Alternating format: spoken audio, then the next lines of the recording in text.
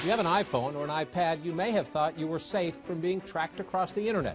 Apple even brags about its Safari web browser, saying it looks out for you, blocking third-party tracking by default. But guess what? The Wall Street Journal revealed today that even on Safari, Google may have been tracking you. Jonathan Mayer is the Stanford grad student who cracked the code. Jonathan, how'd you do it? So we began by running some advertisements of our own. And in those ads, we included some code that measured which advertising networks had placed cookies in users' browsers. And we targeted those ads to iOS users, users of iPhones, iPads, iPod Touches. And we noticed some unusual results. For most advertising networks, relatively few users had cookies. But for Google and several other advertising networks, a lot of users had cookies.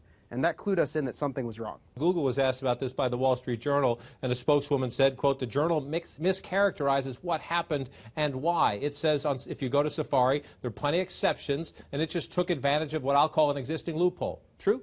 Google suggests that this was okay because it was technically possible. I think that's a pretty weak argument. There are all sorts of things that are technically possible that we criticize people for doing. In fact, there are some things that are technically possible we throw people in jail for doing. I think Google should be held to a higher standard. Google prides itself on being the company that wants to organize the world's information. It's, of course, quite proud of its corporate motto, that don't be evil. And so I think we should expect more from them. Google has suggested that what happened here was a mistake. That certainly is a plausible story. It aligns with the research data we collected.